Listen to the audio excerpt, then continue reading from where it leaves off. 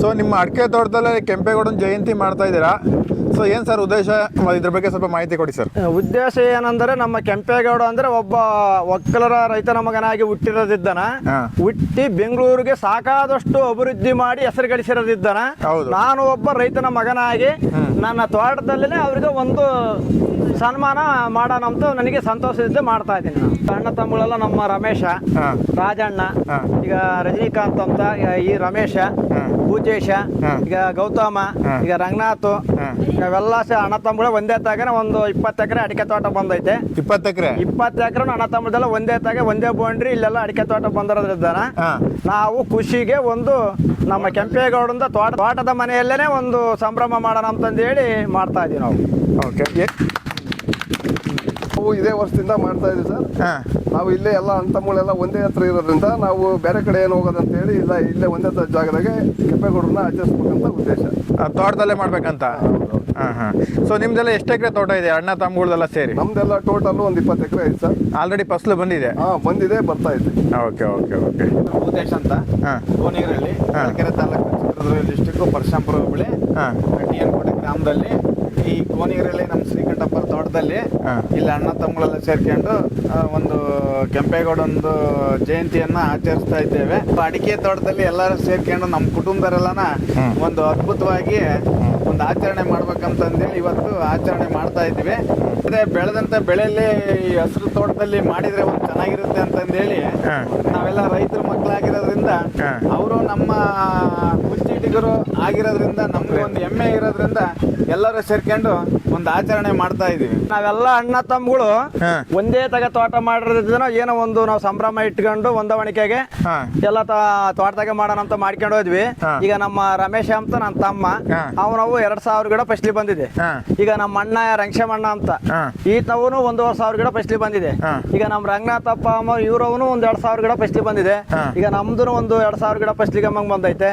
ಈಗ ಭೂತೇಶದ 2,000 ಗಿಡ ಫಸ್ಲಿಗೆ ಹಾಲಿ ಬಂದ್ಬಿಟ್ಟೈತೆ. ಈಗ ನಮ್ಮ ರಾಜಣ್ಣ, ಈಗ ನಮ್ಮ ರಜನಿಕಾಂತ್ ಇವರು ಎಲ್ಲ 1,000-2,000 ಗಿಡ ಎಲ್ಲ ಫಸ್ಲಿಗೆ ಒಂದೇ ತಡ ಬಂದದವೆ.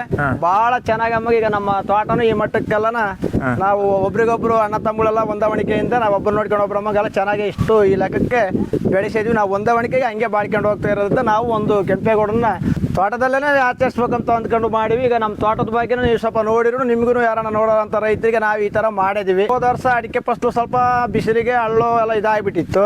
ಈ ವರ್ಷ ಮಾತ್ರ ನಿಮ್ಗೆ ಕಣ್ಣಿಗೆ ಕಾಣ್ತಾ ಇತ್ತು ನೋಡಿ ತೋಟ. ನಾವೆಲ್ಲ ಟ್ರಂಚ್ ಹೊಡಿಸಿ ಅಡಿಕೆ ಗಿಡ ಸರ ತುಂಬಿ ಇಟ್ಟಿರೋದು. ಕೃಷಿ ಭಾಗ್ಯ ಅಂದ್ರೆ ಆರಂಭಕ್ಕೆ ಕೊನೆನೇ ಇಲ್ಲ. ಅಡಿಕೆ ಗಿಡ ಯಾಕೆ ದೊಗದಿಕ್ಬೇಕು, ಕೃಷಿ ತಗ್ಗು ಹಾಕಿ ಹೊಡೆದಿಕ್ಬೇಕು ಅಂತಾರೆ. ಸ್ವಲ್ಪ ಇವತ್ತು ಮಣ್ಣು ಮುಸಿ ಸಿಗೋದು ಕಷ್ಟ ಆಗಿರೋದಿದ್ದಾನ.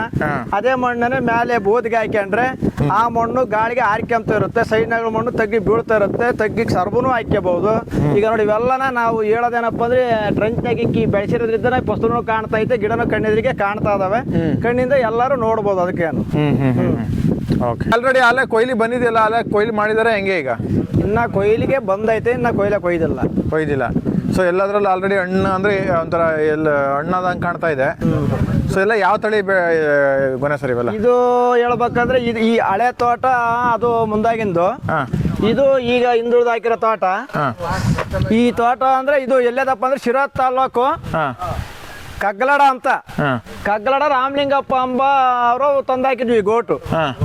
ಯಾಕಂದ್ರೆ ಅಡಿಕೆ ಗಿಡ ಸುಮ್ಮನೆ ಇಕ್ತೀವಿ ಅಂದ್ರೆ ನಿಮ್ಕೆ ಎತ್ತಾಗ ಒಂದ್ ವರ್ಷ ಲೇಟ್ ಆದ್ರೆ ಚಿಂತಿಲ್ಲ. ಫಸ್ಲು ಚೆನ್ನಾಗಿ ಒಳ್ಳೆರ್ತಾಗ ನಿಮ್ಕೆ ಎತ್ತ ಗೋಟ್ ತಗೊಂಬಂದ್ರೆ ಇದು ಶಿರಾ ತಾಲೂಕಿಂದು ರಾಮಲಿಂಗಪ್ಪ ಅಂಬರ್ತಾಗ ತಗೊಂಬಂದಿದ್ವಿ. ಇದು ಇಲ್ಲಿಂದ ಇತ್ಲಾಗ ಏನ್ ಕಾಣುತ್ತೆ ಇದೆಲ್ಲನ ಆ ತಳಿ ಗೋಟು. ಹಳೆ ತೋಟ ಅದಾರೆ ಬೇರೆದು. ನಾವು ಹಿಂಗೆ ನೋಡ್ತಾ ಹಂಗೆ ಸ್ವಲ್ಪ ನೋಡಿ ಇಕ್ಕರಿಕ್ತಿವಿ, ಕಷ್ಟ ಬೀಳೋರ್ ಬಿಡ್ತೀವಿ ಅಂತಂದು ಹೇಳ್ಬಿಟ್ಟು ಸ್ವಲ್ಪ ಒಳ್ಳೆ ಗೋಟೆ ತಂದಿಕ್ಕ ಅಂತಂದೇಳಿ ಹಿಂಗೆ ಕಾಣ್ತಾ ಐತೆ. ಒಳ್ಳೆ ಕೋಳಿ ಮಟ್ಟೆ ನೋಡ್ದಂಗೆ ಐತೆ ಗೋಟ್ ಹಂಗೇನೆ. ಅವ್ರು ನಿಮ್ಕೆದಾರ್ತಾಗನೆ ನಾವು ತಾಮಂದು ಹಾಕಿದ್ವಿ. ಅದರಿಂದ ಹಾಕಿದ್ಗೂ ನಮ್ಗೆ ಪ್ರತಿಫಲ ಚೆನ್ನಾಗಿ ಕಣ್ಣಿಗೆ ಕಾಣ್ತಾ ಐತೆ. ಯಾರಿಗೆ ನಾವೇನು ಹೇಳೋದೇ ಬೇಕಲ್ಲ. ಓಕೆ ಸರ್, ಆಯ್ತು. ಕೆಂಪೇಗೌಡ ನಿನ್ನ ನಂಬಿದೆ, ಮನಸ್ಸ ಆನಂದ ಆಗಿದೆ. ನೀ ನನ್ನ ನೋಡಬಾರದೆ, ಕೆಂಪೇಗೌಡ ನೀ ನನ್ನ ನೋಡಬಾರದೆ. ಕೆಂಪೇಗೌಡ ನೀ ನನ್ನ ದಯ ಬಾರದೆ.